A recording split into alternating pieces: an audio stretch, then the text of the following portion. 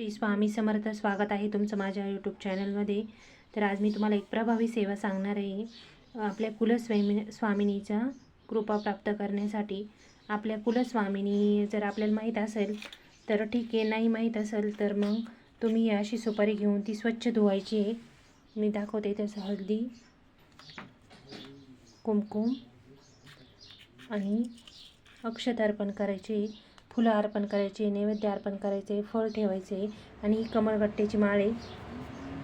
तर कमळगट्ट्याच्या माळीवर आपल्याला रोज एक माळ जप ओम ऐं ह्रीं क्लीं चामुंडाय विच्चे, हा आपल्या कुलस्वामीचा मंत्र आहे. तुमची कुलस्वामिनी कोणतीही असू द्या तर हा मंत्र चालतो, ओम ऐं ह्रीं क्लीं चामुंडाय विच्चे. जर तुम्हाला तुमच्या कुलदेवीचा मंत्र माहीत असेल तर तो म्हणा, नसेल माहीत तर मग ओम ऐं ह्रीं क्लीं चामुंडाय विच्चे ह्या मंत्राचा जाप केला तरी पण चालेल. 108 वेळेस, म्हणजे रोज एक माळ जप करायचा आहे. एक माळ जप झाल्यानंतर तुम्ही कशाचाही रोज देवीला नैवेद्य दाखवायचा आहे. दूध, साखर दाखवला तरी चालेल किंवा मग गोड साखरेची चपाती, खीर यातला कोणताही नैवेद्य दाखवा किंवा रोज आपण जी भाजी पोळी खातो तिचा नैवेद्य दाखवला तरीही चालेल. पण ज्या दिवशी आपली ही सेवा 21 दिवस न खंड पडता पूर्ण होईल त्यावेळेस तुम्ही देवीला खिरीचा नैवेद्य नक्की करा. कारण कोणतंही व्रत केल्यानंतर त्या व्रताचं उद्यापन करणं खूप महत्त्वाचं आहे. उद्यापन केलं म्हणजे ती सेवा आपली पूर्ण झाली. जसं आपण मोठे गुरुचरित्र किंवा नवनाथ महाराजांच्या ग्रंथाचं जसं उद्यापन घालतो तसंच हे पण 21 दिवस आपली सेवा पूर्ण झाल्यानंतर याचं पण आपल्याला उद्यापन करायचं आहे. तर ह्या सुपारीच्या नंतर काय करायचं आहे, ज्यावेळेस 21 दिवस आपली सेवा पूर्ण होईल त्यावेळेस ही सुपारी याची पुन्हा पंचोपचार पूजा करून घ्यायची. सुपारी स्वच्छ धुवायची, हळदी कुंकुम अक्षत लावून, पुन्हा तिला नैवेद्य दाखवून, धूपदीप दाखवून नंतर ही सुपारी आपल्याला पाण्यात प्रवाहित करायची आहे, घरात ठेवायची नाही आहे. कारण आपली घरात आधीच कुलदेवी आहे. ज्यांच्या नाही आहे त्यांनी ही सुपारी कुलदेवी म्हणून ठेवली तरी चालन. त्यांना 21 दिवसानंतर कुलदेवी दर्शन देऊन सांगते की त्यांची कुलदेवी कोणती आहे. हा उपाय एकदम 100% कारागीर आहे. कारण हा उपाय मी एका रिलेटिव्हला दिला होता.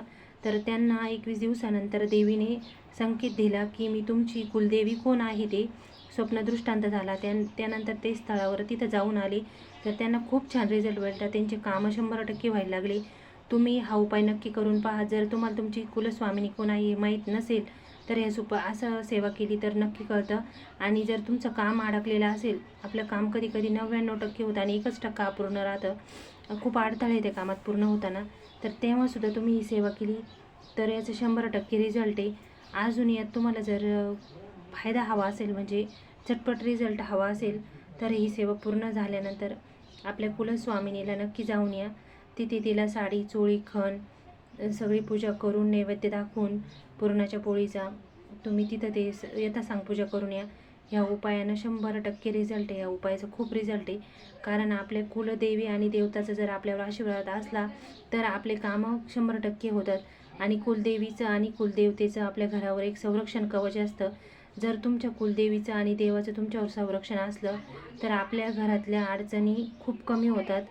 आणि दुसरं म्हणजे कुलदेवी आणि देवता ही स्वामी महाराजसुद्धा, आपण स्वामींची सेवेकरी आहे. स्वामीसुद्धा नेहमी सांगायचे, ते अक्कलकोटला आल्यावर नेहमी खंडोबाच्या मंदिराच्या तिथे बसायचे आणि तेव्हा पण स्वामी महाराज सांगायचे की तुम्ही तुमच्या कुलदेवी आणि कुलदेवतेचा मानसन्मान यथासांग करा, त्यांना विसरू नका, त्यांची रोज देवपूजा ही करा. म्हणून महाराज सांगायचे. तेव्हा आपण सुद्धा ही सेवा नक्की करून पहा. तुम्हाला नवीन माहिती हवी असल्यास मी नक्की सांगेल नवीन नवीन विषयावरती. तर हा उपाय करा, चॅनलला सबस्क्राईब करा. माहिती आवडल्यास कॉमेंट नक्की करा. अजून कोणत्या विषयाबद्दल जर माहिती हवी असेल तर नक्की कॉमेंटमध्ये सांगा. आणि आजचा तुमचा दिवस स्वामीमय आनंदात जाओ हीच महाराजांच्या चरणी प्रार्थना. स्वामी सर्वांचं कल्याण करो, आपल्या सर्वांच्या पाठीशी उभे राहो हीच महाराजांच्या चरणी प्रार्थना. श्री स्वामी समर्थ.